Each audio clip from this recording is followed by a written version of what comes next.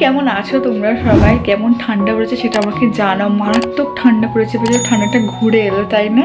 So যাই হোক, আজকে ব্লগটাতে আমি শেয়ার করব আমি যখন ড্রয়িং করতে বসি তখন কিভাবে সমস্ত কিছু গুছিয়ে নিয়ে বিছানার মধ্যে বসি। কারণ আমি ফ্লোরে বসি না, প্রচণ্ড ঠান্ডা লাগে আর আমি খুব শীত কাতরে। আমি এখন এই ব্লগটা শ্যুট করবো বলে চুলটা খুললাম, না হলে এতক্ষণ স্কার্ফ জড়িয়ে এইটা মাথায় দিয়ে মানে কাঁপছিলাম, এরকম একটা ব্যাপার। তাই আমি নিচে বসি না, বিছানায় বসেই করি। জল পড়ে যাওয়ার রিস্ক আছে, বাট তাও এটা আমি সাইডে রেখে দিই। তো চলো আমি কীভাবে সব গুছিয়ে নিয়ে আমি বসি সেটা আমি তোমাদের সঙ্গে শেয়ার করি। নেই তো চলো তোমাদেরকে দেখাই। আমি লাড্ডুকে এঁকেছিলাম আমার বোনের ছেলেকে। দেখে মনে হচ্ছে না লাড্ডু লাড্ডু? আমার তো মনে হচ্ছে এটা লাড্ডুই, আমার সোনা বাচ্চা। যাই হোক, সো আমি হচ্ছে গিয়ে এইখানটায় বসি, এই লাইটটা জ্বালিয়ে নিই, নাহলে হচ্ছে গিয়ে অন্ধকার লাগে, রুমটা অতটা আলো নেই সেই কারণে। সো এই ড্রয়িংটাও আমি করেছিলাম, এটা পরে আমি বলছি। তো আমি এখানে সরঞ্জাম সব বসিয়ে নিয়েছি। আর এই হলো আমার রিং লাইট। এইখানটাতে ফোনটাকে সেট করে এটাকে এইভাবে ঝুঁকিয়ে দিই, তাহলে এখানে আমার টাইম ল্যাপসটা বসাতে সুবিধা হয়। আর এই ফোনে আমি ড্রয়িং করি, যেই ড্রয়িংটা আমি করবো এই ফোনটাতে আমি ডাউনলোড করে নিই। আর এই ফোনটা মাঝে মাঝে বন্ধ হয়ে যায়, ওকে মেরে ঠেরে ঠিক করতে হয়। ফোনটাকে এনি টাইম চার্জে দিয়ে রাখতে হয়, ওই জন্য চার্জে বসি, ফোনটাকে এইভাবে রাখি।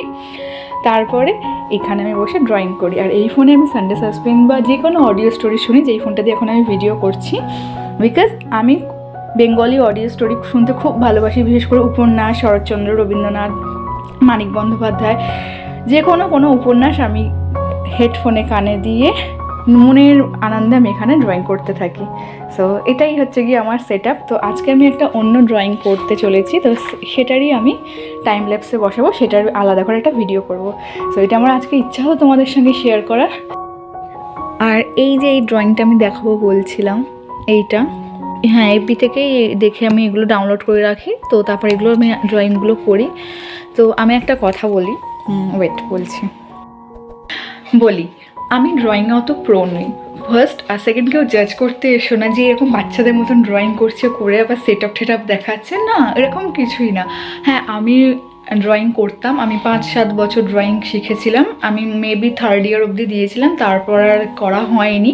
আমার কাছে সেই এগুলো এখনও রয়েছে, আমি যত্ন করে সব ওই কী বেশ বলে সার্টিফিকেটগুলো আমি রেখে দিয়েছি। অনেক বছর হয়ে গেছে। আমি মনে হয় ক্লাস 8-এ মেবি না 7-এ ড্রয়িং ছেড়েছিলাম, তারপর আর করা হয়নি। আর এখন হচ্ছে গিয়ে অনেক দিন কেটে গেছে। তো যাই হোক, তো হঠাৎ আবার মনে হলো যেন একটু ড্রয়িংগুলো করা যেতেই পারে। ঘরে এরকম বসে থেকে ভালো লাগে না, ওর থেকে ড্রয়িং করলে মনটাও ভালো লাগে। আমি আবার নতুন করে স্টার্ট করার চেষ্টা করছি, দেখা যাক কতদূর কতটা কি করতে পারি। আমি অয়েল প্যাস্টেল করে মানে প্যাস্টেল কালার, তারপর অয়েল পেন্টিং করিনি, glass painting, water colour, still life, এইগুলো টুকটাক আমি করেছিলাম। তাই এইগুলোর উপর আমার একটু নলেজ আছে। তো এটাই। তো অভিকেও আমি বলেছিলাম যে আমি ঘরে বসে আমার ভালো লাগে না, তাই জন্য ও বললো যারা তুমি এগুলো করো। তো দেখা যাক কতদিন করে উঠতে পারো বা কতদিন কি করব।